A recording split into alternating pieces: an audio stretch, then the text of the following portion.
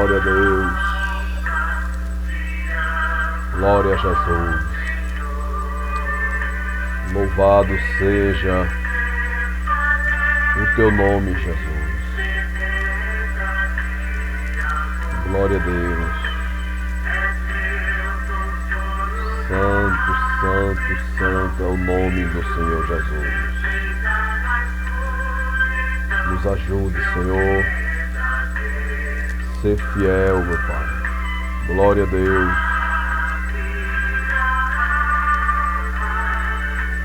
Louvado seja o nome de Jesus.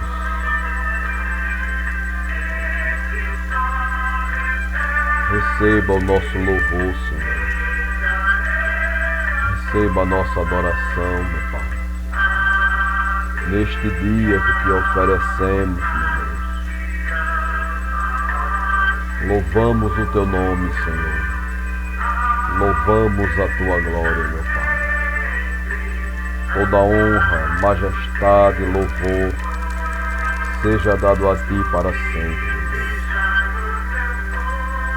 Glória ao nome de Jesus.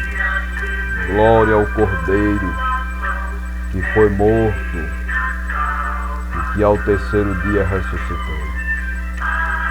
Comprou todos os homens de todas as línguas e de todas as nações para si com o seu sangue. Louvado seja Deus, Senhor. Nos ajude a ser um servo fiel, meu Pai. Glória a Deus. Louvado seja Deus. Queridos e amados irmãos e amigos no Face, que nos acompanha sempre em nossas transmissões, nossos vídeos. Na tarde deste dia, mais uma vez, estamos aqui para trazer uma meditação na lição da Escola Bíblica Dominical. E nesta oportunidade, a última lição, do trimestre, a lição 13. Nesse trimestre foi um trimestre muito rico, onde aprendemos muito com o Senhor, e com os nossos professores. O Senhor, Ele tem ajudado os seus servos, na meditação da sua palavra, E esta última lição nos traz uma reflexão, pois foram lições assim que falaram muito conosco, A nossa primeira lição, o tema foi o que é a mordomia. Então todos os professores definiram o que era a mordomia, Que é um servo, o mordomo é um servo, é um administrador, Exercer mordomia é aquele que administra, exerce a administração do bem alheio e outras a profundidade, Lição 2, a mordomia do corpo. Aprendemos como cuidar do nosso corpo, consagrar o nosso corpo, E assim estar na presença de Deus. A lição 3, a mordomia da alma e do espírito, Aprendemos também nesta lição o trato que devemos ter revelado na palavra com a nossa alma e com o nosso espírito, Lição 4, a mordomia da família, Essa dádiva, essa bênção de Deus para o homem. Aprendemos como lidar com nossos filhos, nossas esposas, nossos parentes, nossos familiares.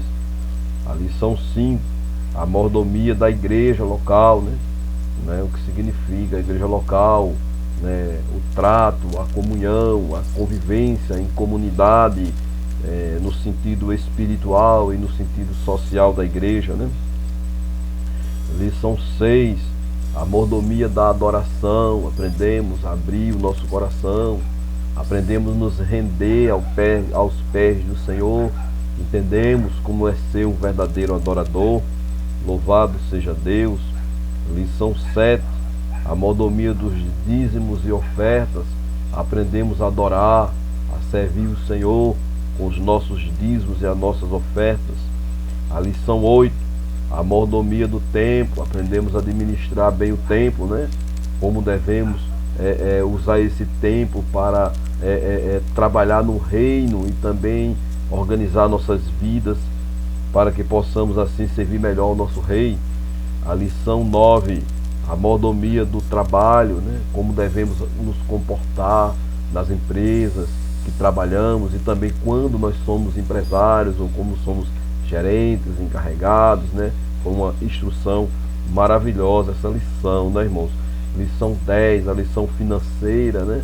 Aprendemos que o amor ao dinheiro é a raiz de toda espécie de males, né?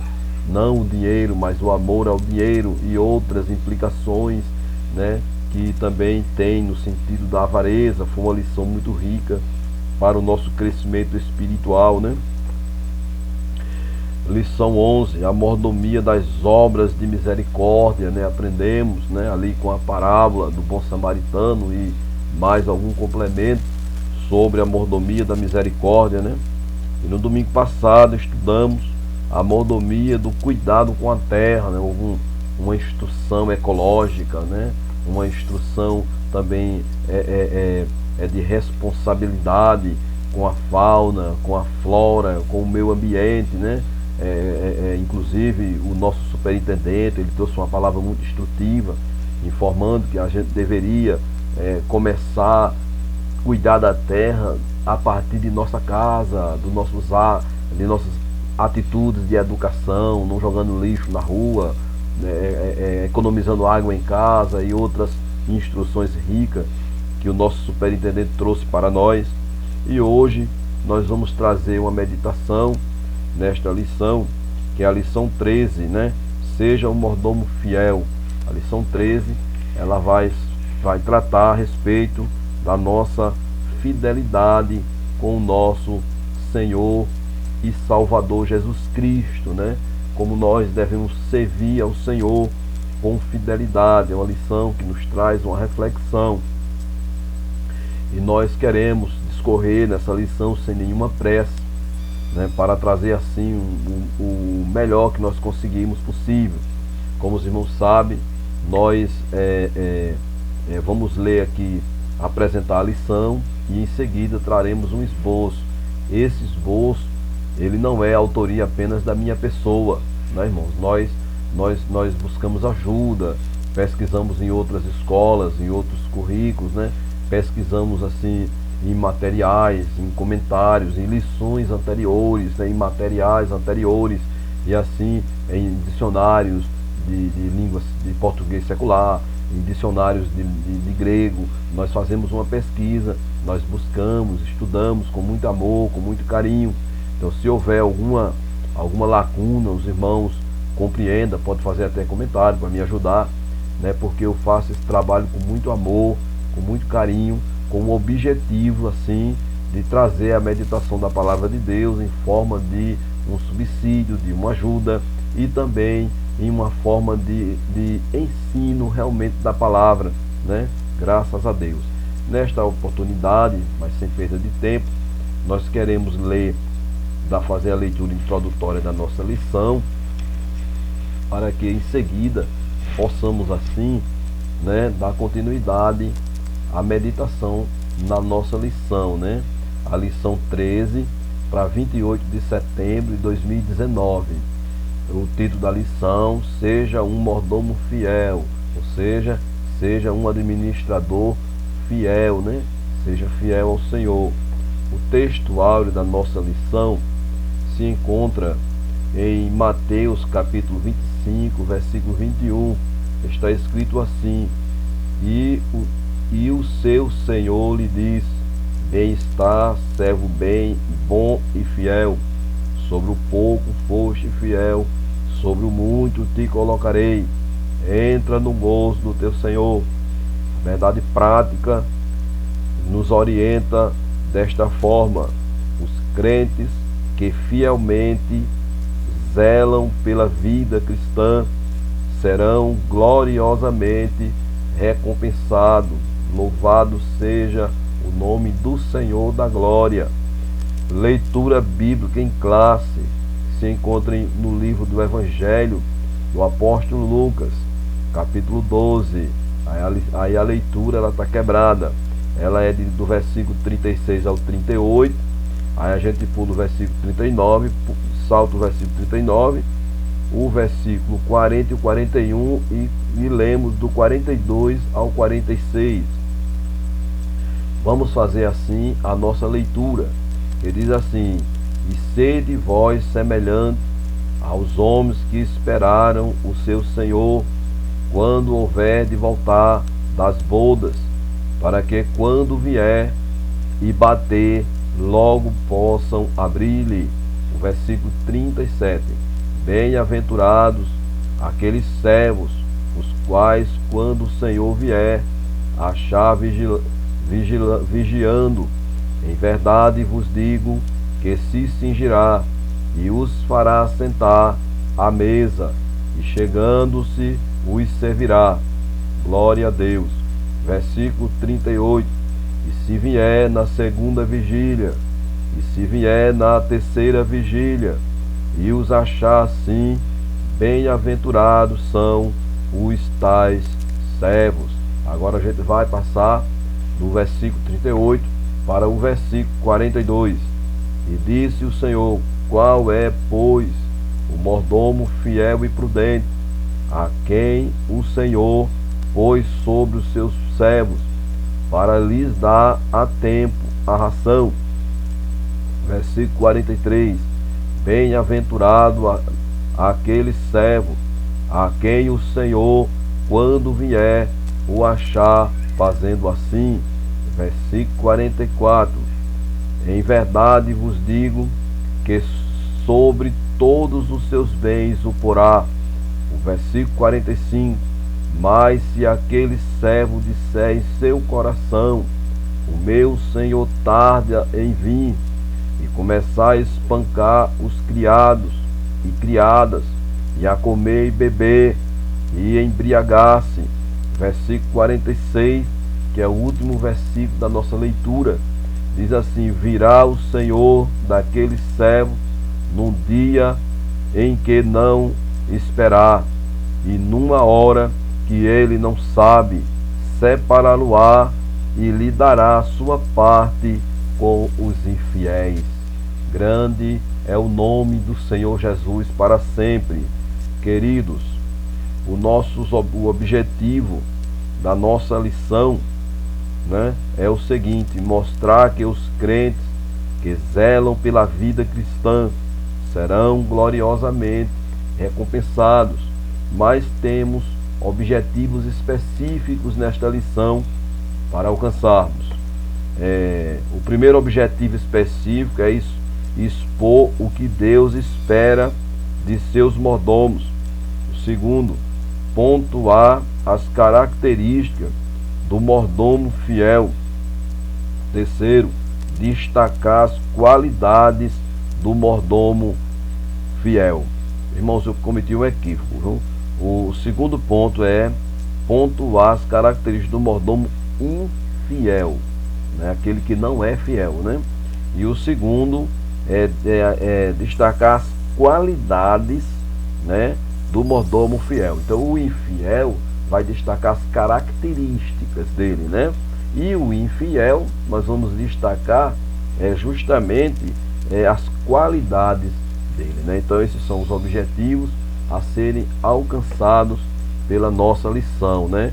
E por se tratar da última lição, antes de concluir a última lição, né, nós queremos deixar aqui nesse vídeo um agradecimento ao comentarista, né, da lição, né, o pastor, né, o digníssimo pastor Elinaldo Renovato, né? Ele é líder da Assembleia de Deus em Parnamirim, Rio Grande do Norte, professor universitário, né, bacharel em ciência e econômicas, escritor de diversas obras editadas pela CPAD. Então que o Senhor Jesus continue abençoando o nosso pastor, lhe dando graça, né, revelando assim sempre a sua palavra para o seu servo, e que ele possa continuar, né, irmãos, com esse trabalho tão zeloso, tão maravilhoso que é, né, isso, trazer para nós essas lições tão importantes para o nosso elevo espiritual, né? Nesse momento queremos fazer uma oração para dar início, né, ao esboço, ao comentário do esboço da nossa lição. Vamos orar para que o Senhor nos dê graça, porque sem Deus, irmãos, sem o Espírito Santo, não se faz nada para Deus. O próprio Senhor Jesus, sem mim, nada podeis fazer. Vamos orar em nome de Jesus. Pai amado e querido, em Tua presença entramos agora em oração, em nome de Jesus, para Te pedir, Senhor, uma bênção maravilhosa, especial sobre todos aqueles Teus filhos que vão assistir, Senhor, esta gravação, este vídeo, meu Pai. Também quero Te apresentar as pessoas que não são crentes, que são meus amigos no Face, que também irão assistir essas gravações, Senhor. Te apresento todos os Teus filhos dos grupos que compartilharão, mas que também serão edificados pela meditação da Tua palavra, Senhor. Pai querido, nesta oportunidade, Senhor, te peço que fale ao coração das pessoas que não são crentes, por meio do ensino da Tua palavra, Senhor, pela poderosa presença da Tua santa e gloriosa pessoa. Pai querido, em nome de Jesus Cristo, não posso perder esta oportunidade para Te pedir uma bênção sobre todos os superintendentes de escola bíblica dominical, pois chegamos, Senhor, ao final de mais um trimestre, Senhor, e Tu sabe, meu Pai, quanto Teus filhos têm se esforçado, Senhor, meditado, lutado pela Tua obra, Senhor. Pai, abençoa cada professor que durante esses 3 meses, Senhor, leram as lições, leram os livros, leram comentários, leram teologia sistemática, Senhor, pesquisaram, buscaram, oraram, Te pediram direção e Tu, pela Tua graça e misericórdia, abençoasse poderosamente e até aqui Tu tem nos ajudado, como disse o Teu servo Josué. Pai querido, em nome de Jesus eu Te apresento aquele professor que esteja, Senhor, achando o seu fardo pesado e que esteja em oração, achando que não tem mais condições de continuar. E eu Te peço, Senhor, em nome de Jesus, Senhor, renova suas forças. Ah, meu Deus, faça ele lembrar do início, meu Deus, quando ele começou, do regozijo, da alegria de falar do Teu amor e da Tua grandeza. Meu Deus, renova nossos professores no espírito, renova os nossos professores, Senhor, no ânimo, na graça, Senhor, e no conhecimento, que os Teus filhos se alegrem pela Tua presença abençoadora. Pai Santo, Te apresento, Senhor, os nossos secretários que estão na classe, os nossos secretários, Senhor, na secretaria da escola bíblica. Eu Te apresento todo o corpo docente da escola bíblica dominical em todo o nosso país, mas especificamente, Senhor, aqui em Maceió, na Avenida Maceió, no Tabuleiro. Senhor, abençoa todos os Teus servos que fazem a Tua obra, Senhor, com tanto amor e dedicação. Pai Santo, nós Te pedimos, Senhor, por todos os Teus servos. Te abençoa, Senhor, a CPAD, Casa Publicadora das Assembleias de Deus. Abençoa a Sociedade Bíblica do Brasil, Senhor. Abençoa, meu Pai, toda a editora, meu Pai, que edita, Pai, a Tua palavra sem adulteração e com fidelidade à Tua santa e eterna palavra, Senhor. Isso nós Te pedimos, Senhor, e Te agradecemos, Pai, já crendo na vitória de todos os Teus filhos envolvidos com a área de ensino, em nome de Jesus. E ainda, Pai, acrescentamos cada pessoa matriculada, cada um dos Teus filhos, e Te peço, Senhor, que no próximo domingo, Espírito Santo, convida todos os Teus servos para estarem presentes conosco ali, Senhor, e em todas as escolas, Senhor, encha a Tua casa, em nome de Jesus. Em nome de Jesus, Te pedimos e Te agradecemos, Senhor, crendo em nome de Jesus. Glória a Deus.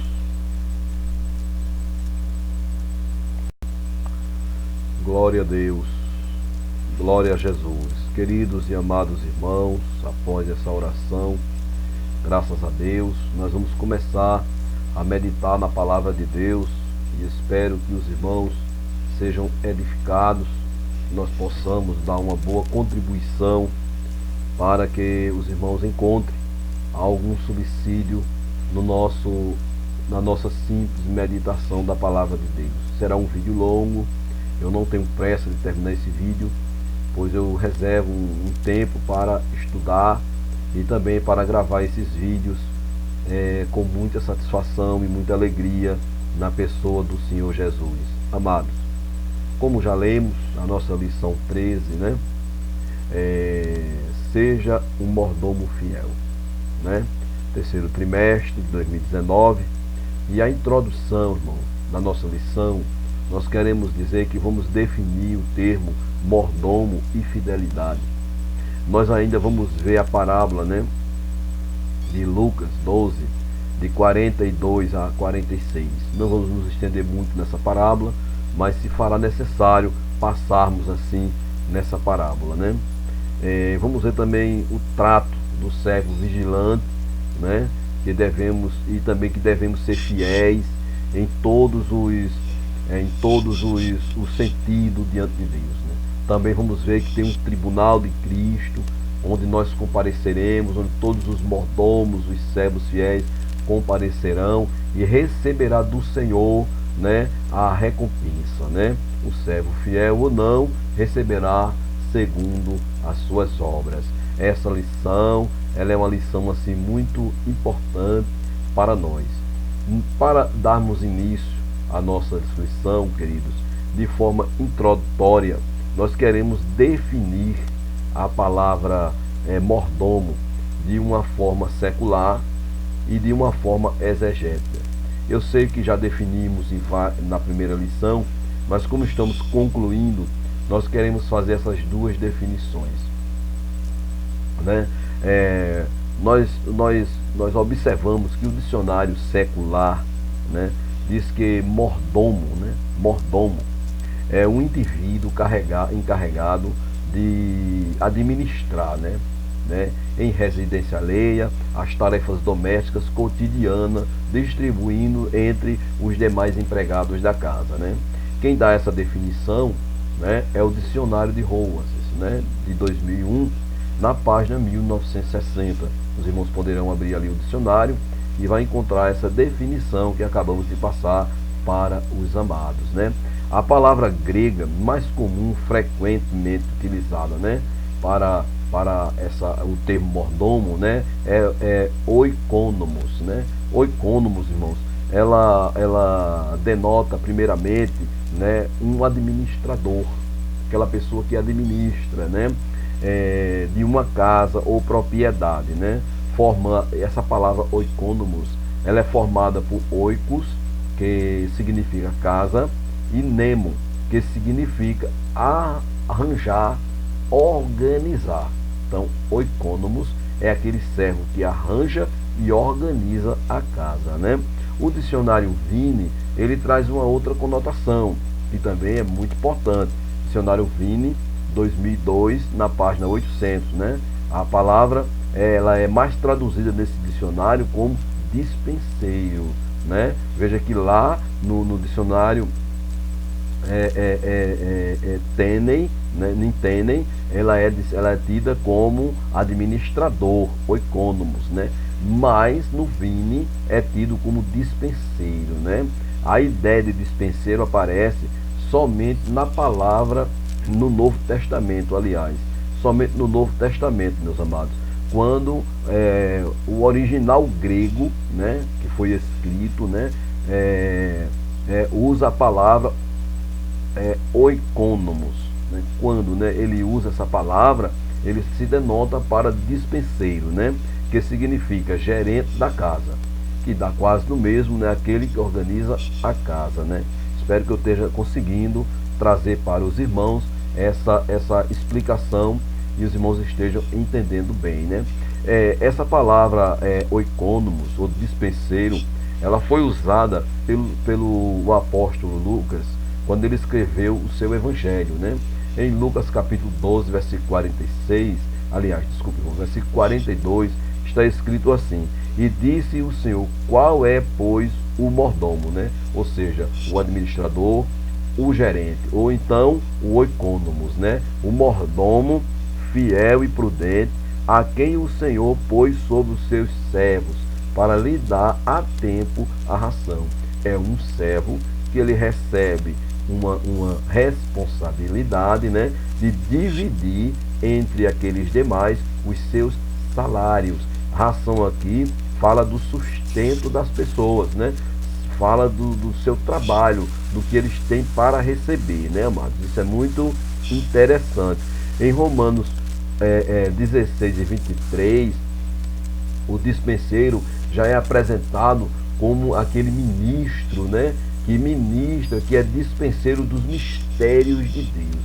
Isso é uma grande responsabilidade para nós que trazemos assim a palavra do Senhor, né, irmãos? Nós somos aqueles dispenseiros dos mistérios do Senhor, professores de escola bíblicas, superintendentes, né? Isso é presbíteros, pastores, ministros do Evangelho, são dispenseiros, administradores dos mistérios da palavra. Conforme ele vai ensinando, ele vai doutrinando, o Espírito Santo vai revelando a palavra no coração das pessoas que ouvem. Irmão, que coisa maravilhosa, né? E que responsabilidade é essa que o Senhor nos entregou. Vamos ler Romanos 16 e 23, diz assim,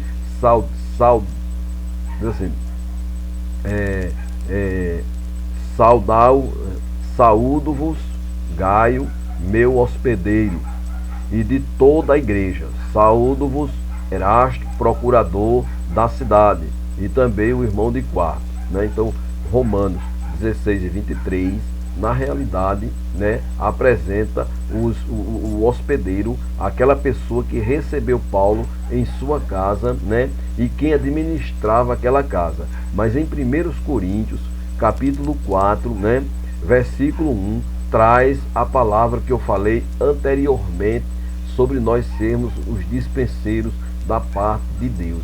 Vamos ler isso: que os homens nos considerem como ministros de Cristo, né, e dispenseiros do mistério de Deus, né? Então, como eu falei anteriormente, né?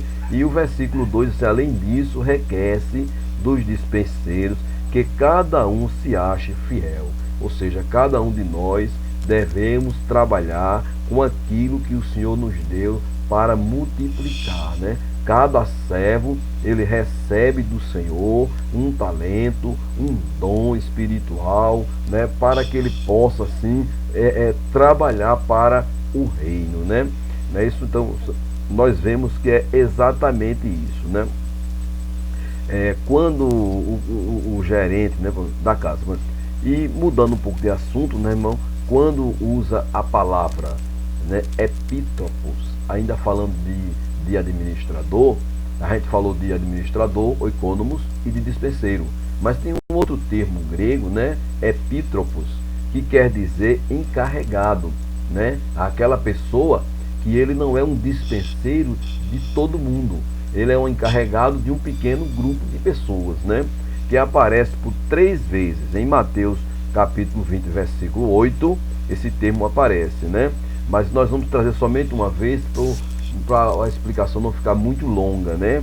Eu vou ler para os irmãos, né? E aproximando-se a noite, diz o Senhor da vinha ao seu mordomo. Esse mordomo aqui, ele é escrito no original como epítropos, ou seja, encarregado. Ele não é um mordomo mor, né? Um mordomo chefe. Ele é um mordomo que ele recebe pequenas responsabilidades, né? Epítropos é diferente de oikonomos, né? Oikonomos, ele é mordomo de toda a casa, administrador de toda a casa e de todo o gerente, gerencia todos os outros servos. Esse servo aqui, epítropos, ele é encarregado de uma parte específica, de uma área específica. E aqui ele está numa área de campo, numa área de administração de campo, aonde nós temos ali aquela passagem aqui o Senhor diz que aquele dono daquela vinha assalariou vários trabalhadores em diversas horas do dia, né? E ele envia esse epítropos, ou seja, esse encarregado, para fazer o pagamento das pessoas que trabalharam para ele, né? Vamos ler aqui esse versículo, né? E aproximando-se a noite, diz o Senhor da vinha ao seu mordomo: chama os trabalhadores e paga-lhe o jornal, começando pelos derradeiros até aos primeiros. Mateus capítulo 20, versículo 8. Os irmãos podem ler a leitura na íntegra lá, para ter assim uma maior clareza do que eu estou falando aqui, não é verdade? Pois o tempo me é um pouco apertado e nós queremos trazer todo o esboço da lição assim bem à vontade, né, irmãos? Então espero que nessa primeira definição da palavra mordomo eu tenha conseguido, né, assim trazer para os irmãos uma boa definição. Nós vamos definir ainda mais uma palavra que é fundamental nesta lição, né, que é a palavra fidelidade, né? O que significa ser fiel? O que significa fidelidade, né? Segundo o dicionário Roses, mais uma vez lançamos mão desse dicionário, né? Aqui nós vamos usar dois dicionários, vamos usar o dicionário Roses e também o dicionário Strong, né? Para que possamos assim trazer uma definição assim bem coerente, né? O Rose diz o seguinte: fidelidade significa respeito quase venerável por alguém ou algo, né? Isso é interessante, né? É um caso da gente meditar mais profundamente, né? Lealdade, constância nos compromissos assumidos com outrem, compromissos que pressupõem dedicação amorosa à pessoa com quem se estabelece um vínculo afetivo de alguma natureza. Veja que fidelidade ela abrange em várias áreas, né? Inclusive aqui está falando até aquela fidelidade de vínculo afetivo, né? Não queremos entrar por essa área para não perdermos muito tempo, mas queremos apenas frisar isso, né? Muito bem. O dicionário Strong, né, diz o seguinte, que a palavra fidelidade no grego pistis, veja que já é uma outra, né? Pistis. Veja bem, essa palavra grega pistis significa verdadeiro, pessoa que mostra-se fiéis na transação de negócio. Veja que agora esse termo grego de strong já leva para a nossa vida de ação social, de trabalho, de compra, de pagar, de tomar emprestado, de devolver. Ele já traz agora uma outra conotação de negócio na execução de comandos, ser fiel, ou no desempenho de obrigações oficiais em trabalhos, etc. Alguém que manteve a fé com a qual se comprometeu, digno de confiança, né? Então nós vemos essas duas definições desses dois dicionários tão importantes, né? Então, fechando essas definições, esperamos assim ter ajudado os amados irmãos, né, que vão assistir a nossa gravação, o nosso vídeo de meditação nesta lição de número 13, né? Muito bem. O primeiro tópico do nosso esboço, né? Já concluímos as definições. O primeiro tópico do nosso esboço, né, é ser fiel na mordomia, né? Então, nós vamos falar um pouco sobre ser fiel na mordomia. E para essa finalidade, nós vamos falar o seguinte, que primeiro, o Senhor da parábola, vamos apresentar o Senhor da parábola, né? Pois nós precisamos falar alguma coisa sobre essa parábola, porque ela está inserida na nossa leitura bíblica em classe, né? É a mordomia, o mordomo da parábola. Quem é o mordomo? Inclusive, existe aí uma questão teológica nessa parábola, se é um mordomo só, se são dois mordomos, né? Enfim, eu não vou entrar nesse particular, mas vou trazer apenas um resumo do mordomo da parábola, né? Que para não ficar muito longa aqui a nossa meditação, né? Os irmãos podem fazer essa pergunta na classe, e na classe nós temos tempo de desenvolver esse assunto, se nessa parábola são 2 mordomos ou se são apenas um mordomo, né? Muito bem. E ainda vamos trazer ainda nesse tópico, né, o servo fiel da parábola. Em seguida vamos falar sobre o servo infiel da parábola, né, cumprindo assim um dos né, objetivo de nossa lição, né? Isso.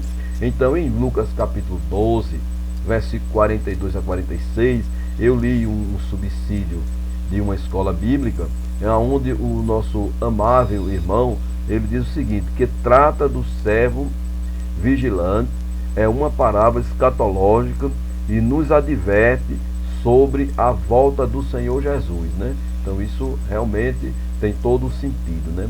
E entrando aqui já, quem é o Senhor da parábola, né? Quem é esse Senhor? Eu vou trazer apenas a definição como está escrito. Eu não vou trazer nenhuma interpretação, né? Nenhuma figura na parábola, e também não vou fazer a aplicação da parábola. Eu vou apenas definir quem é este Senhor da parábola, amém? Graças a Deus, né? Então, o Senhor da parábola, Lucas capítulo 12, versículo 42, né? Este Senhor da parábola trata-se provavelmente de um homem rico, né? Que tinha uma fazenda, ou era um homem de negócio, né? E tinha uns servos, né, à sua disposição, conforme nós lemos ali em Lucas capítulo 12, versículo 42 e 46, né? Este Senhor importante, né, ele ausentou-se e viajou, e essa passagem, ela nos revela, né, que ele viajou para umas bodas, né? Então vamos ler esse versículo que revela o motivo da viagem desse Senhor, o que levou esse Senhor pegar esse servo e colocar nas mãos dele tudo o que tinha, né, e viajar. Foi por ocasião de umas bodas, né? Bodas nós entendemos que é festa de casamento, né? Então, por alguma razão, ele viajou para uma festa de umas bodas. A Bíblia não afirma que as bodas eram dele, né? Não é isso, que ele estava indo para o seu casamento, mas diz que ele viajou e ia demorar e não tinha o dia de voltar quando ele foi para essa festa dessas bodas, não é verdade, meus amados e muito estimados irmãos e ouvintes da palavra de Deus, né? Em Lucas capítulo 12 e o versículo 36 revela justamente o motivo dele ter viajado, né? Sede vós semelhante aos homens que esperam o seu Senhor quando houver de voltar das bodas, né? Isso, muito bem, para que quando vier bater logo possam abrir. Então, aquele senhor, ele foi para essas bodas, deixou tudo que ele tinha, né, ali na responsabilidade daquele servo para administrar os conservos, e esse senhor esperava que quando ele voltasse todos estivessem atentos esperando a sua volta. Quando ele batesse na porta, todos saíssem prontamente para recebê-lo, né? No nosso comentário aqui, nós botamos aqui o seguinte: a Bíblia nos mostra que quanto ao dia e à hora do seu retorno são incertos. Ninguém sabia, nem o servo que foi posto como administrador e nem os conservos que seriam liderados pelo servo, né, pelo oicônomos, né, aquele mordomo-chefe, né, eles também não sabiam, né, e eles poderiam ser pegos de surpresa. A qualquer momento, aquele senhor que viajou para aquelas bodas, ele poderia voltar. O versículo 12, aliás, o capítulo 12 e o versículo 46 está escrito assim: virá o Senhor daquele servo no dia em que o não espera e numa hora que ele não sabe, né? E separá-lo-á e lhe dará a sua parte com os infiéis. Ou seja, né, é necessário uma vigilância, né? É necessário um despertamento que nós precisamos ter, assim como aqueles servos tiveram aquele despertamento, né? Não traremos figura, nem faremos a aplicação dessa palavra, né? Estamos apenas apresentando. Tem aqui também o mordomo da parábola. Quem é o mordomo da parábola, né? Aí é onde entra a questão que os irmãos podem abrir esse debate singelo na sua classe, se eram 2 mordomos ou se era um mordomo. Enfim, eu não vou abrir assim a discussão aqui no vídeo, mas os irmãos podem, ver essa dificuldade bíblica, em classe, não erro bíblico, irmãos. essa dificuldade bíblica de interpretativa em classe, porque enriquece, né, irmãos? É muito bom, né? Lucas capítulo 12, versículo 42 e 45 está escrito, né? Ele, não, aliás, o Lucas, né, usa a palavra mordomo no grego oikonomos, né? Que significa pessoa que administra, né, os assuntos domésticos de uma família. O dicionário Vini, né, página 2001, aliás, do ano de 2001, página 444, né? Então nós vimos aí que oikonomos, né, é aquela pessoa que administra, né, os assuntos domésticos de uma família. Nós vemos, irmãos, que assim, todos esses homens que tinham um mordomo de confiança, né, por norma padrão, eles só tinham um servo de confiança. Se os irmãos prestarem atenção direitinho, Potifar colocou José sobre toda a sua casa, mas só quem mandava em tudo era José, né? Até o próprio rei do Egito colocou José como o único servo dele, governando todo o país, né? E nós temos aqui dois exemplos importantes. São esses exemplos que me levam a entender e tratar apenas como um servo, né? Mas enfim, a discussão pode se estender na classe, né?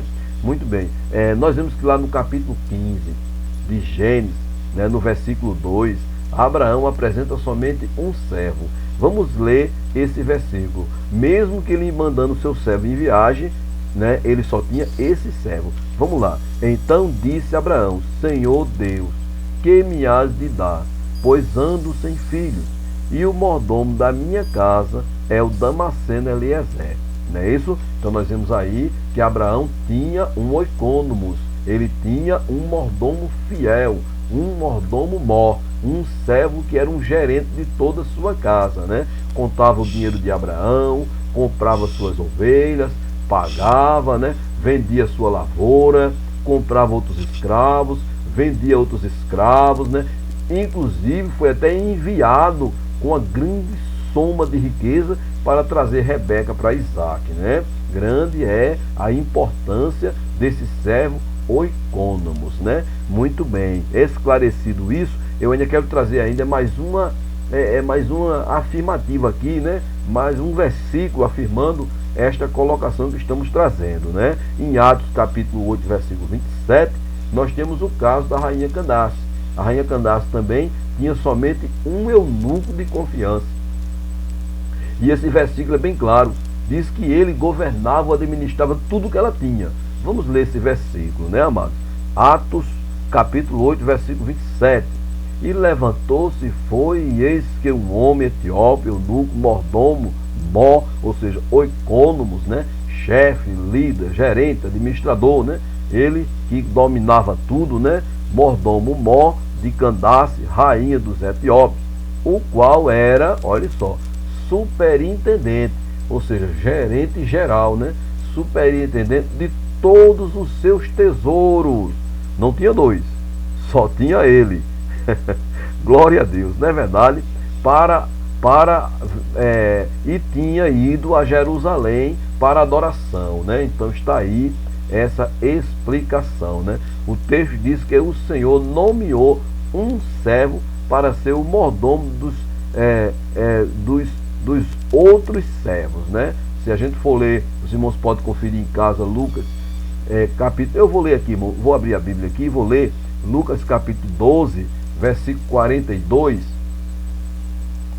o versículo 42, meus amados, que diz assim, ó, vejam bem, diz assim: e disse o Senhor, qual é, pois, o mordomo fiel e prudente, a quem o Senhor pôs sobre os seus servos, para lhes dar a tempo a ração, né? Eu acredito que esse era um oikonomos, né? E os outros, né, era aquele servo que é encarregado, né? Era aquele servo que nós chamamos aqui na nossa definição aqui de encarregado como epítropos, né? Então ele era aquele servo epítropos, que era o encarregado, né? Fechando já essa parte, nós queremos agora trazer também, apresentar também, né? A falar um pouco aqui também sobre a parábola, né? Não é isso? A parábola, né? A fidelidade e a prudência são virtudes destacadas na Bíblia. Ou seja, essa parábola, ela apresenta para nós, né, e também apresentou a realidade daqueles servos, que nós devemos ser fiel e ser prudente, né, nas coisas do Senhor, nas coisas de Deus, tanto espirituais, nas coisas de Deus, como nas coisas sociais da parte de Deus, né? Porque a igreja, ela tem essa área que nós precisamos ter muita atenção, né? Vamos ver a alegria no coração de Deus pelos servos ou pelos mordomos que são fiéis, né, irmãos? Louvado seja Deus, né? Para isso, nós vamos ler Provérbios, capítulo 12 e o versículo 22.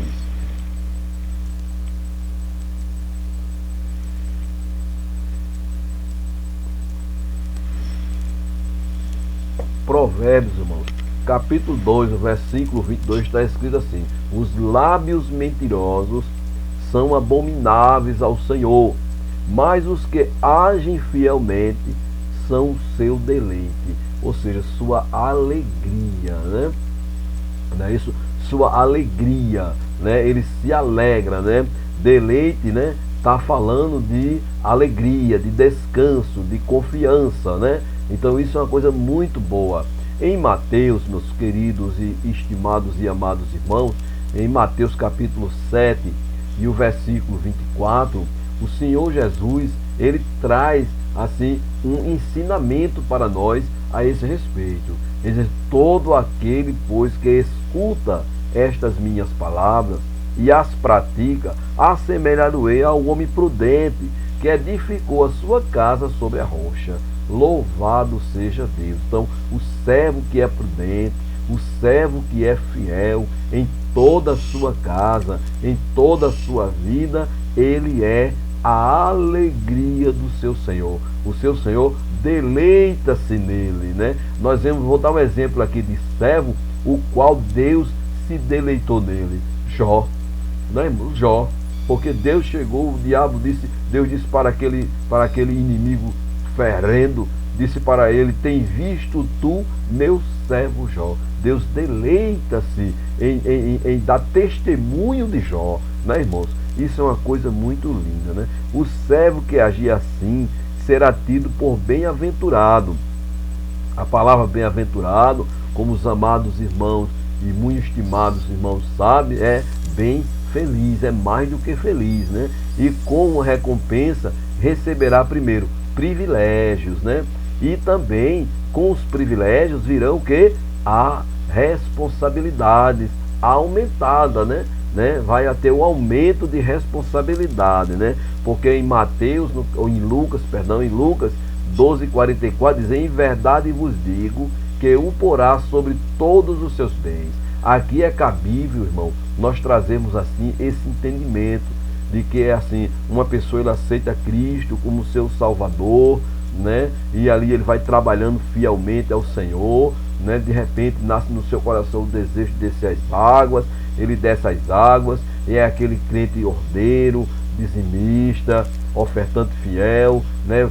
Frequente nos cultos, dedicado na obra, ajudador. Quando pensa que não, ele é convidado para ser um auxiliar de trabalho, né? Ficar ali tirando uma porta, ajudando os obreiros, ajudando os diáconos, ajudando os presbíteros, né? Auxiliando o seu pastor. E quando pensa que não, né? Ali o Senhor mostra ao seu pastor algo de grande confiança naquele homem, ele é convidado para mais próximo do seu Senhor ainda, né? Ele é convidado para ser consagrado ao diaconato, se servir bem como diácono do Senhor, vai servir bem como presbítero, se servir bem como presbítero, vai servir bem como evangelista, se servir bem como evangelista, vai servir bem como ministro, e se servir bem como ministro, vai servir bem adorando a Deus na glória eternamente. Louvado seja Deus, né, irmãos? Isso eu estou falando no sentido, meus queridos, de que não tem mais para onde ele ir, a não ser continuar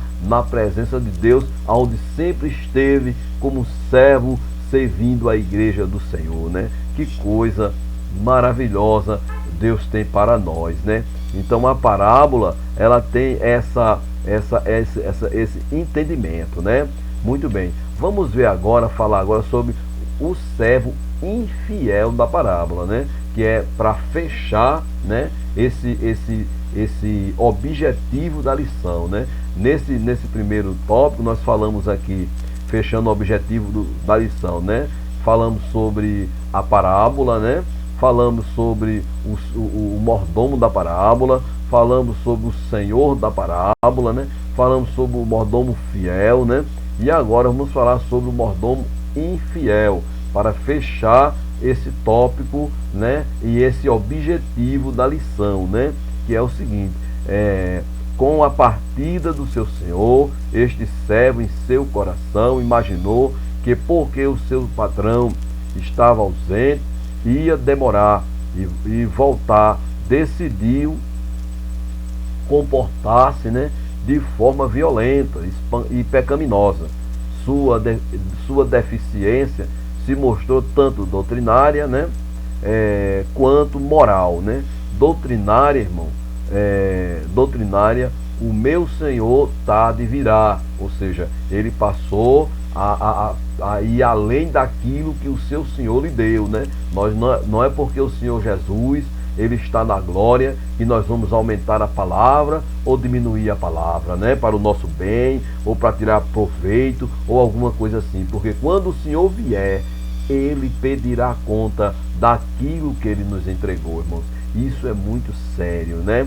E moral, irmão, né? Porque começou a espancar os criados, né? E criadas, e a comer e beber e a embriagar-se, né? Houve aí um desvio de conduta dessa pessoa, né? Então que o Senhor guarde o nosso coração, que possamos assim pela sua graça, pela orientação e direção do seu Espírito, estarmos sujeitos aos nossos pastores, estarmos sujeitos à palavra de Deus, obedientes à Bíblia, né, irmão?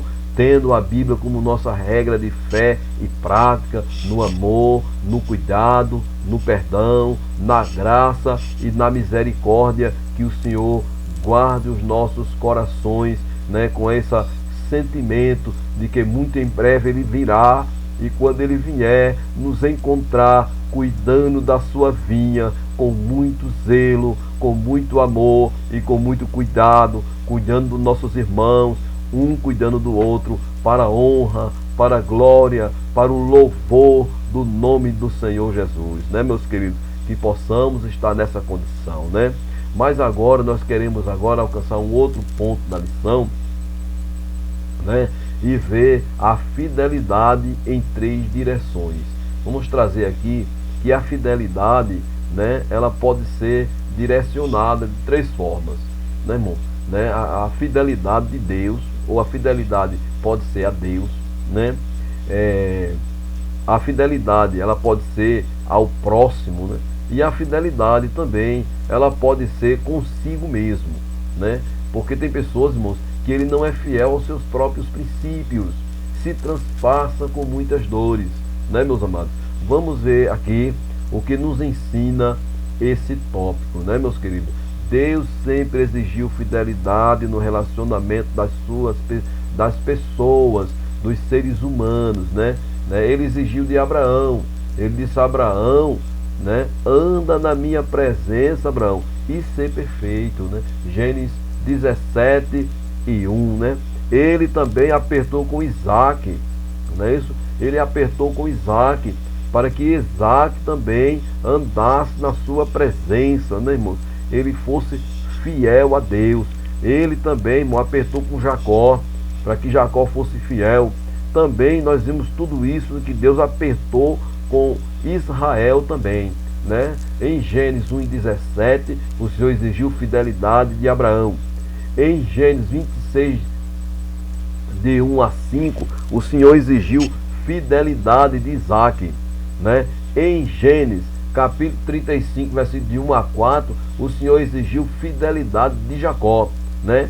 E em Deuteronômio, capítulo 28, versículo de 1-14, o Senhor exigiu fidelidade da nação de Israel, né? Que compreende os 12 filhos de Isaac, né? Mas para nós, o Senhor Jesus, ele também exigiu fidelidade, aqueles que desejavam segui-los. Vamos ver João, capítulo 8, versículo 31, diz assim: Jesus dizia, pois, aos judeus que criam nele. Se vós permanecerdes na minha palavra, verdadeiramente sereis meus discípulos. Glória seja dado ao nome de Jesus, né? Fidelidade é uma prova de amor, irmãos. João capítulo 14, versículo 14. Se pedis alguma coisa em meu nome, eu o farei. O versículo 15. Se me amais, guardai o meu mandamento. Glória a Deus. Todo aquele homem que ama o Senhor Jesus, ele guarda a palavra de Deus. O salmista, amados, ele disse: guardei, Senhor, a tua palavra no meu coração, para não pecar contra ti. Nós precisamos sim ter essa disposição de amar a sua palavra, guardar a sua palavra, né? Para que possamos nos tornar discípulos do Senhor, né? Jesus dizia, pois, aos judeus, meus amados, que criam nele: se vós permanecerem na minha palavra, verdadeiramente sereis meus discípulos. Porque a palavra de Cristo, na sua presença, ela tem poder e tem autoridade. Louvado seja o nome de Jesus. Queridos, nós vemos também que precisamos ser fiel, né? Ter fidelidade ao nosso próximo, né? O crente deve agir com fidelidade aos que estão à sua volta, tendo algumas atitudes, né, que revele o caráter de Cristo, que revele que as palavras estão nele. Não é isso? Se me amais, guardai os meus mandamentos. Quando nós somos fiéis nos contratos, quando nós somos fiéis no trato com os irmãos, né? Como nós somos, irmão, assim, leais com as pessoas, nós revelamos que amamos a Cristo e que guardamos os seus mandamentos. Louvado, engrandecido e adorado seja o nome do Senhor Jesus para sempre. Glória a Deus. Queridos, em primeiro, vamos ver aqui, são 4 coisas que eu quero apresentar aqui nesse esboço da fidelidade com o próximo, né? 4, podemos dizer assim, coisas que nós precisamos entender em relação à fidelidade com o próximo. A primeira, mantendo sempre a sua palavra. Pô, irmão, é muito difícil você trabalhar com uma pessoa que não tem palavra. Você diz: irmão, o senhor vai estar lá a tal horário? Vou. Você chega lá, ele não está. Irmão, o senhor vai pregar em tal congregação? Vou. Quando você pensa que não, o pastor liga para você: irmão, cadê o irmão? Não veio pregar. Ô meu irmão, nós que somos servos de Deus, temos uma única palavra. Vamos ver Mateus capítulo 5 e o versículo 37. Seja, porém, o vosso falar sim, sim, não, não. Porque o que passa disto é de procedência maligna. Se nós temos um compromisso e vamos ver que não vamos conseguir chegar, ligamos para o irmão, mandamos um substituto, né? Como que eu posso ser um obreiro e eu não tenho um amigo obreiro que possa me substituir, né? Como assim? Você é um obreiro da igreja e não tem uma pessoa que você possa chamar e enviar no seu lugar para lhe substituir em uma necessidade. Irmãos, precisamos meditar sobre isso em nome de Jesus, porque tudo pode acontecer, mas a obra de Deus não pode sofrer. Fidelidade com o próximo, né? Segundo, assumindo as responsabilidades no lar, né? Agora, fidelidade com a família, né? Primeiramente, né, cumprindo a sua palavra. Fidelidade com o próximo é você ser um homem de palavra. Segundo, responsabilidade com a família. Vamos ver isso em 1 Timóteo, capítulo 5, versículo 8. Mas se alguém não tem cuidado dos seus, e principalmente dos da sua família, negou a fé e é pior do que o infiel. Glória seja dado o nome de Jesus.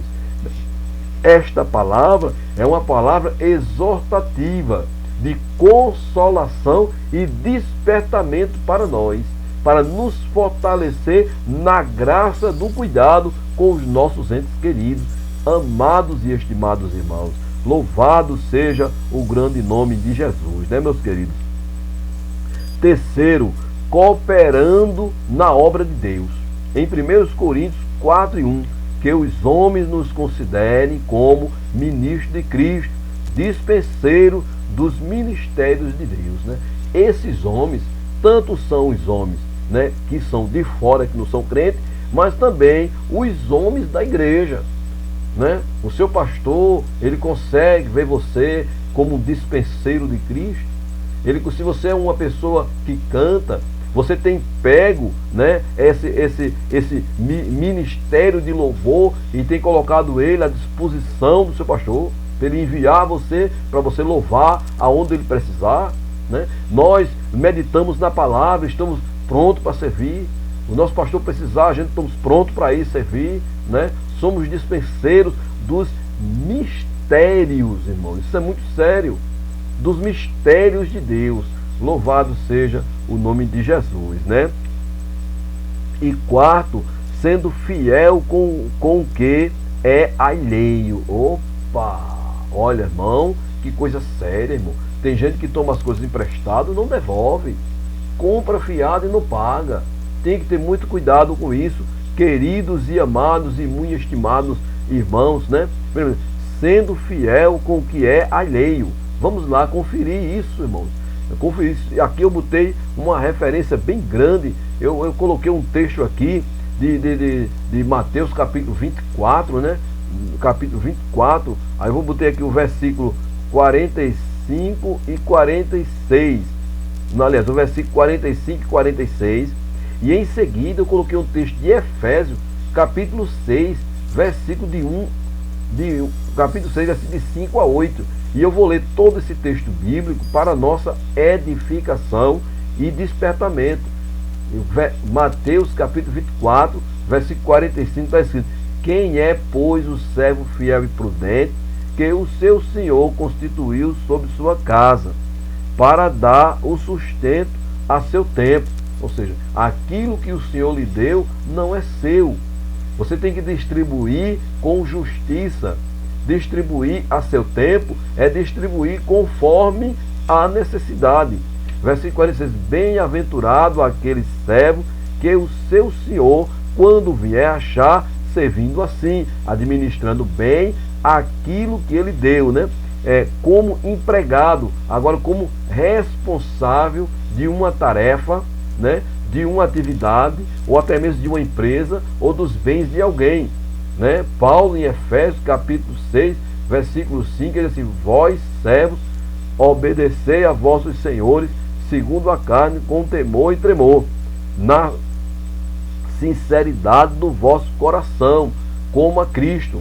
Versículo 6, não servindo à vista, como para agradar os homens, mas como servos de Cristo, fazendo de coração a vontade de Deus. Versículo 7, servindo de boa vontade, como ao Senhor, e não como aos homens. Versículo 8, sabendo que cada um receberá do Senhor o bem que fizer, seja servo, seja livre, ou como empregador. Agora vem a responsabilidade para aquele que tem negócio, que assume compromisso com aqueles que trabalham para eles. Vós, senhores, fazei o que é de justiça, né? O que for de justiça e equidade a vossos servos, sabendo que também tendes um Senhor nos céus. Que o Senhor nos ajude, né, a conduzir, né, as coisas que o Senhor nos coloca e nos conduzir aonde o Senhor nos coloca com fidelidade a Cristo, né? Agora, irmãos, eu quero trazer uma breve meditação sobre fidelidade, né? Fidelidade consigo mesmo, né? Aquela pessoa, né, que ele é fiel consigo mesmo, né? Vamos ver, nesse aspecto da fidelidade é vista quando somos aquilo que dizemos ser. E agora?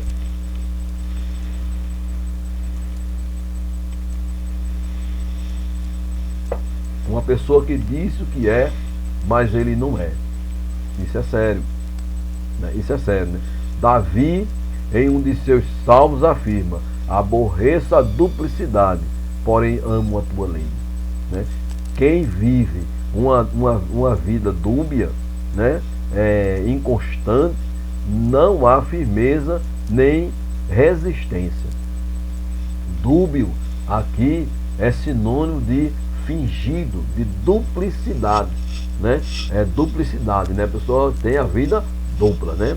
Em Tiago, irmãos, no capítulo 1, versículo 8, diz assim: o homem de coração dobre, né? O dicionário Roases, ele dá a definição da palavra dobre da seguinte forma: fingido, né? Artificioso, ou seja, uma pessoa que não tem sentimento por ninguém, né? Só se aproxima para tirar proveito, né? Artificioso, falso, dúplice, né? Essa é a definição do coração dobre. É inconstante em todos os seus caminhos, né? Deus quer que sejamos o que dizemos que somos, não mostrando duplicidade ou falsidade quanto à nossa devoção a Ele. Em 1 Samuel, meus amados, no primeiro livro de Samuel, no capítulo 12, no versículo 24, está escrito assim: tão somente temei ao Senhor e servi-o fielmente com todo o vosso coração, porque vede quão grandiosas coisas vos fez. Glória seja dado o nome de Jesus, né, irmãos? E para concluir agora esse esboço, nós vamos falar um pouco sobre o tribunal de Cristo, o dia do julgamento das nossas obras, né? Faremos uma breve introdução sobre esse tema, porque ele é muito importante, né? O tribunal de Cristo é o primeiro dos eventos depois do arrebatamento, né? Primeiramente, a igreja vai ser arrebatada. Antes de entrarmos para as bodas do Cordeiro, a igreja vai passar no tribunal de Cristo, né? Esse tribunal, vale a pena nós ressaltarmos que neste tribunal não tem condenação, porque todos que compareceram tiveram um corpo transformado ou foram ressuscitados em glória, né? E estão ali diante de Cristo. Todos são salvos que estão no tribunal de Cristo, nesse sentido aqui que estamos falando. Glória seja dado o nome de Jesus, né? A palavra tribunal aqui, né, no grego, né, é entendida como bema. Bema. Em 2 Coríntios 5:10, porque todos devemos comparecer ante o tribunal de Cristo, para que cada um receba segundo o que tiver feito por meio do corpo, bem ou mal. Essa palavra bema, irmão, era um estrado ou uma plataforma utilizada por oradores, né, púlpitos e atletas pódio. Entenderam agora? Então o bema era um elevado onde as pessoas subiam, né, para proclamar alguma mudança de lei, alguma história. Vamos ler aqui um pouco. Os bemas históricos eram plataformas elevadas em que governantes, né, ou juízes se sentavam para fazer discurso ou julgar casos, né? Temos ali o caso de Paulo, né, que ele foi julgado ali em Jerusalém, conforme Atos capítulo 18, versículo 15 a 16. Nós não vamos assim ler essa passagem, os irmãos podem ver isso lá na sua Bíblia, porque é uma passagem que fala de quando Paulo, né, ele foi apresentado e os judeus queriam, né, que ele fosse assassinado, né? Eu vou ler aqui o versículo 15 e o versículo 16 para dar uma claridade melhor do que significava bema. Aqui no 2 Coríntios capítulo 5, versículo 10, essa palavra tribunal em grego foi escrito como bema, que é justamente a definição histórica que eu dei para os irmãos aqui, né? Em Atos capítulo 15, aliás, capítulo 18, versículo 15, diz assim: mas se a questão é de palavras, de nomes e de leis que entre vós há, vede-os vós mesmo, porque eu não quero ser juiz dessas coisas, né? Aquele governante, né, ele se levantou e fez esse pronunciamento. O versículo diz assim: e expulsou-os do tribunal. Ou seja, ele estava no bema e ali ele expulsou eles daquele tribunal, né? O tribunal de Cristo, irmão, é o lugar onde o Senhor atenta para o que fazemos, seja bom ou seja mal, e seremos compensados de acordo com as nossas obras, né? Vamos ler essa passagem bíblica, né? Que é muito importante, né? Em 1 Coríntios, capítulo 3, do versículo 10 ao versículo 15. Vamos ler e os irmãos podem até meditar em casa, né? E preparar mais alguma coisa sobre isso para a sua aula em casa, né? Para no próximo domingo os irmãos estar bem municiados, né?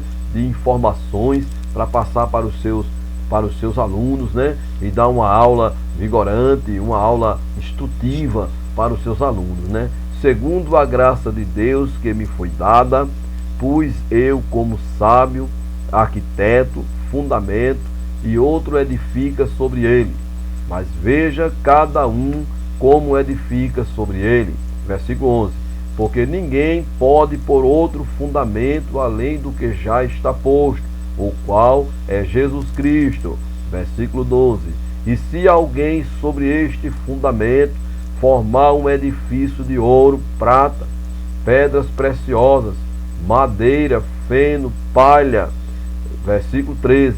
A obra de cada um se manifestará, na verdade o dia o declarará, porque pelo fogo será descoberto. O fogo provará qual seja a obra de cada um. Versículo 14. Se a obra que alguém edificou, nessa parte permanecer, esse receberá galardão. Versículo 15.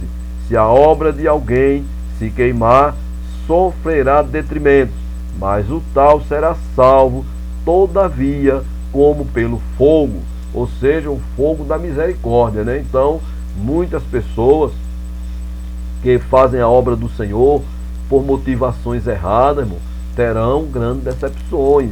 Grandes homens de Deus, grandes pregadores, grandes homens de renome, né, irmão, passarão por um grande aperto, porque tem pessoas aí tão simples, que faz a obra de Deus com tanto amor, com tanta dedicação, né, irmãos? E teremos grandes surpresas no tribunal de Cristo, né? Eu sei que os irmãos na classe, né, trarão grandes exemplos e se aprofundarão grandemente sobre isto, né? O que será julgado da nossa mordomia, né? Isso aqui é interessante, né? O que é que vai ser julgado, né? Primeiras coisas que vai ser julgado vai ser as obras, né, irmão? As obras, né, serão julgadas, né? Irmão? As obras serão julgadas. Vamos começar. No arrebatamento, Jesus que conhece as nossas obras da igreja. Vamos ver isso em Apocalipse, né? Apocalipse, ele falou para a igreja de Efésio. Eu vou trazer a fala de Jesus para a igreja de Efésio, a fala de Jesus para Sardes e a fala de Jesus para Laodiceia, né? Vamos lá. A fala do Senhor Jesus para a igreja que estava em Efésio, né? Apocalipse 2:2. Conheço as tuas obras e o teu trabalho e a tua paciência, e que não podes sofrer os maus, e puseste à prova os que dizem ser apóstolos e não são, e tu os achaste mentirosos. Para a igreja de Sardes, Apocalipse 3:8. Conheço as tuas obras, eis que diante de ti pus uma porta aberta, e ninguém a pode fechar. Tendo pouca força, guardaste a minha palavra e não negaste o meu nome. Para a igreja de Laodiceia, aí vem agora que o Senhor ele conhece as boas obras e as más obras, né? Versículo 15, capítulo 3, versículo 15. Conheço as tuas obras, que nem és frio nem quente. Quem dera foras frio ou quente. Aqui está, né, irmão? Trará consigo o resultado, né? Avaliação do nosso trabalho, né? Existem 5 critérios desse julgamento, irmão, né?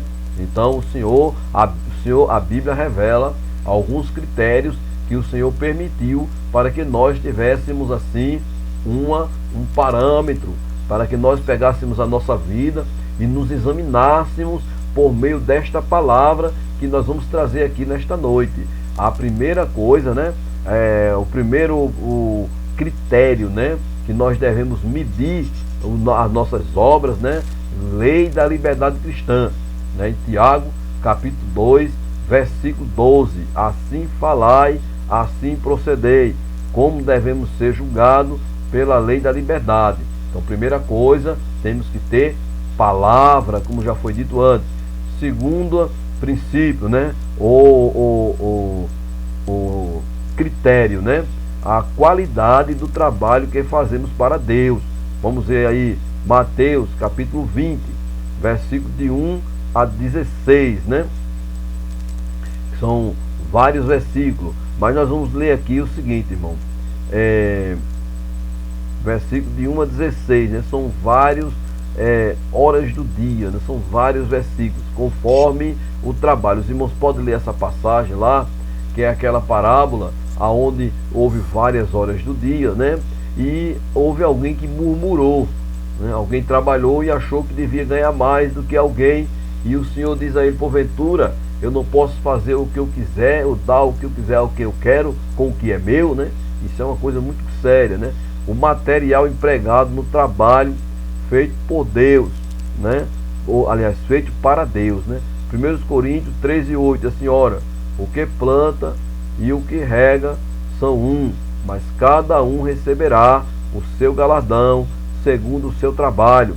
Em 1 Coríntios 13:12, e se alguém sobre este fundamento formar um edifício de ouro, prata, pedras preciosas, madeira, feno, palha, versículo 13, a obra de cada um se manifestará, ou seja, se revelará.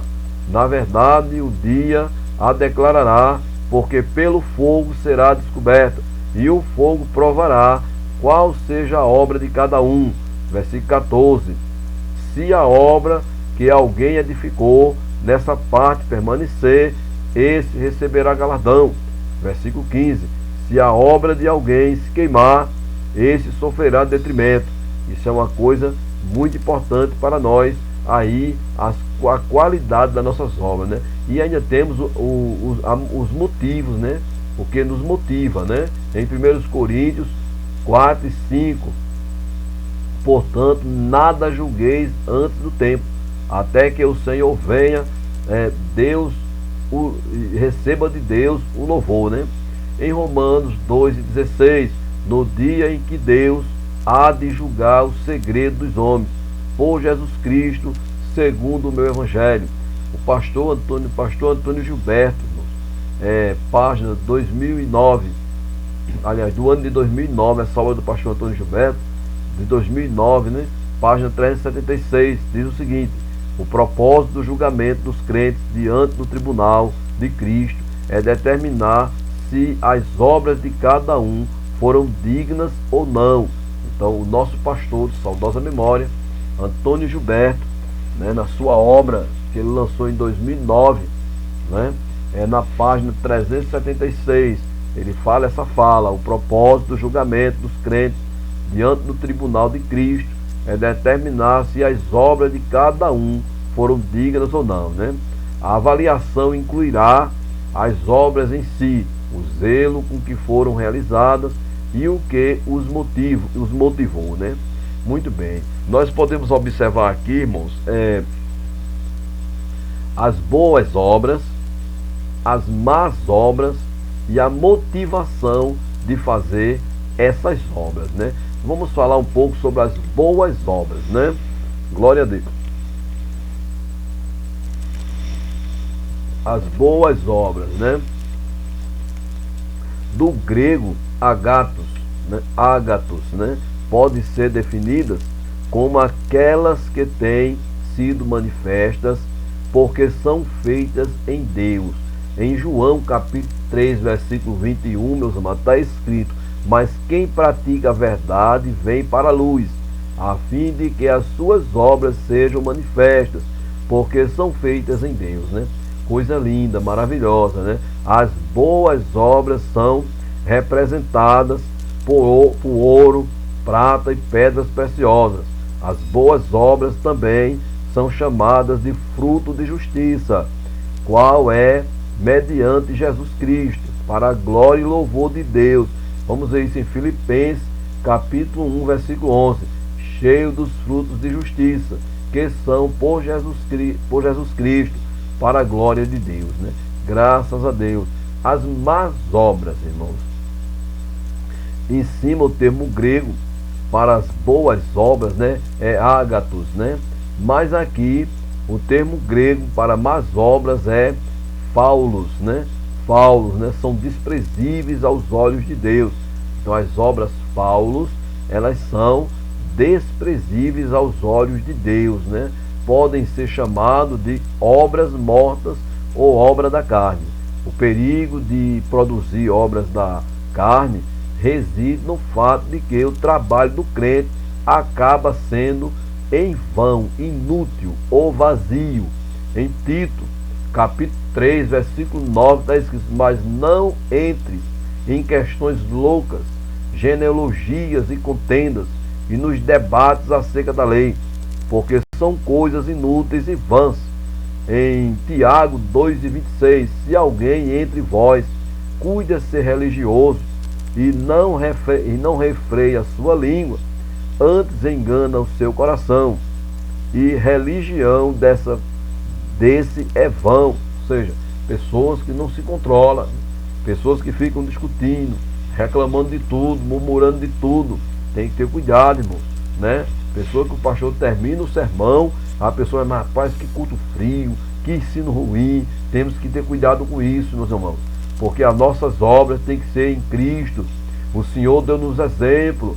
O Senhor, Ele foi quem lavou os pés aos discípulos, né? Ele foi o menor. Louvado seja o nome de Jesus para sempre, né? Obras más não possuem qualidade, por isso são caracterizadas como madeira, feno e palha, que são materiais de pouco valor ou durabilidade, né? Estas são ações produzidas a parte de motivações erradas. Vamos ver 1 João 2,28. E agora, filhinhos, permanecei nele, para que quando ele se manifestar, tenhamos confiança e não sejamos confundidos pela sua vinda. Glória seja dado o nome de Jesus, né? E para concluir esta aula, concluir este esboço, né? Essa meditação na lição do próximo domingo, né? As motivações. Também as motivações, elas precisam ser corretas, irmão. Deus sonda a nossa mente, o nosso coração, a fim de nos determinar a recompensa. Essa palavra sondar é a mesma coisa que esquadrinhar, examinar, né? O Senhor, o salmista, ele disse: Senhor, tu me sondas, tu me secas por trás e por diante. A palavra ainda não vem à boca e tu já sabes, Senhor. A motivação das nossas obras também será revelada no tribunal de Cristo. Lucas 12, versículo 1 está escrito: ajuntando-se, entretanto, muitos milhares de pessoas, de sorte que se atropelavam umas às outras, começou a dizer aos seus discípulos: acautelai-vos primeiramente do fermento dos fariseus, que é a hipocrisia. E o Senhor continua ensinando, o Senhor Jesus continua falando para nós: mas nada há encoberto que não haja de ser descoberto, nem oculto que não haja de ser sabido. Continua o Senhor Jesus falando no versículo 3: porquanto tudo o que em trevas disseste, à luz será ouvido, e o que falaste ao ouvido no gabinete, sobre os telhados será pregoado. Glória seja dado o nome de Jesus. O propósito ou motivação de um coração legítima ou invalida os atos de uma vida. Mateus capítulo 5, versículo 16: assim resplandeça a vossa luz diante dos homens, para que vejam as vossas boas obras e glorifique o vosso Pai que está nos céus. Se não tivermos obras dignas, né, o nosso Pai que está no céu não será glorificado pelas nossas atitudes. Quando as obras são feitas para que outros vejam, pede-se a recompensa, pois os desígnios do coração do homem serão manifestos. Isso é muito sério. Em Apocalipse 2:23 está escrito: ferirei de morte a seus filhos. Todas as igrejas saberão que eu sou aquele que sonda os rins e os corações, e darei a cada um de vós segundo as vossas obras. Que o Senhor tenha misericórdia de cada um de nós, irmãos, e que possamos nos esforçar para fazer a obra de Deus com alegria e com dedicação. Embora um serviço exercido por motivos errados possa resultar na perda da recompensa, ele ainda pode ser feito, ter efeitos eternos. Filipenses capítulo 1, versículo 14 a 19, está escrito: e muitos dos irmãos no Senhor, tomando ânimo com as minhas prisões, ousam falar a palavra mais confiadamente, sem temor. Versículo 15: verdade é que também alguns pregam a Cristo por inveja e porfia, mas outros de boa vontade. Versículo 16: uns na verdade anunciam a Cristo por contentação, não puramente julgamento, acrescentar aflição às minhas prisões. Versículo 17: mas outros por amor, sabendo que foi posto para a defesa do governo do Evangelho. 18: mas que importa, contanto que Cristo seja anunciado de toda maneira, com ou fingimento ou em verdade. Nisto me regozijo e me regozijarei ainda. Versículo 19, concluindo a nossa aula com este versículo: porque sei que disto me ressaltará salvação pela vossa oração e pelo socorro do Espírito Santo. Isso é coisa maravilhosa, irmão. Então que Deus, exige fidelidade de todos nós, irmão, de todos nós que amamos o Senhor, que confessamos ter uma fé no seu Filho, Nós que somos os seus servos, que servimos ao Senhor Jesus Cristo, receberemos a nossa recompensa naquele grande dia. Queridos e amados irmãos, chegamos assim à conclusão dessa meditação na palavra de Deus. Queremos assim fazer uma oração de agradecimento a Deus por tudo que o Senhor já tem trazido para nós nessa tarde. Santo Deus, maravilhoso Pai, em nome de Jesus Cristo, Senhor, te louvamos e te adoramos, porque Ele é digno de adoração, Senhor. Nos ajude, Senhor, dando graça, sermos fiéis a Ti, sermos fiéis à Tua santa palavra, Senhor, guardando Teus mandamentos, guardando o ensinamento da Tua palavra. Abençoa, Senhor, nossos obreiros, abençoa nossos pastores, abençoa nossos evangelistas, abençoa, Senhor, nossos presbíteros, nossos diáconos, abençoa nossos missionários nos campos, Senhor. Sê com teus filhos, abençoa cada professor, Senhor, no próximo domingo. Usa os teus filhos como instrumentos vivos no ensino da tua palavra, Senhor. Abençoa, Senhor, cada um dos teus servos, Senhor, que estão matriculados naquelas cadernetas, em cada escola, Senhor, em todo o Brasil e no mundo. Que domingo haja um grande avivamento e que todos os teus filhos estejam ali presentes para participar da escola bíblica dominical, Senhor. Pai Santo, abençoa cada superintendente, Senhor, dê graça, dê entendimento, Senhor, para que os teus filhos, Senhor, ministre o ensino da tua palavra, administre a tua obra com alegria e com dedicação, assim como teus servos têm feito, meu Pai. Santo Deus, dai-nos um próximo trimestre abençoado, abrindo a porta da palavra, nos dando graça, Senhor, para mais uma vez iniciarmos, Senhor, mais um quarto trimestre aqui em 2019, Senhor, neste ano, e que possamos te servir com alegria, Senhor. Pai Santo, tudo te pedimos e te agradecemos no nome santo de Jesus. Amém. Glória a Deus.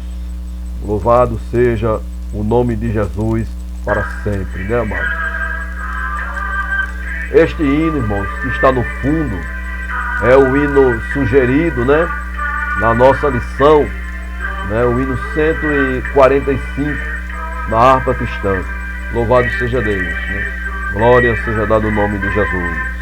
A paz do Senhor para todos.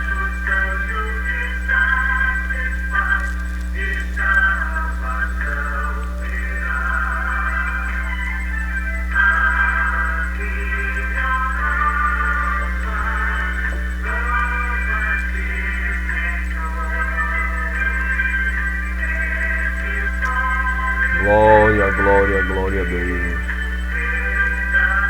Glória a Deus.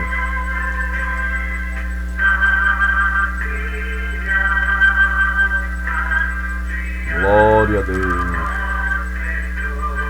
Grande é o teu nome, Jesus.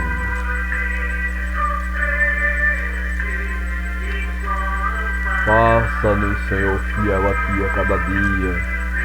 Fiel à tua palavra, Senhor, fiel ao teu serviço, meu Pai. Oh, meu Deus, receba os nossos trabalhos, nossa adoração. Glória seja dada o teu nome, Jesus. Louvado seja o teu nome, Jesus.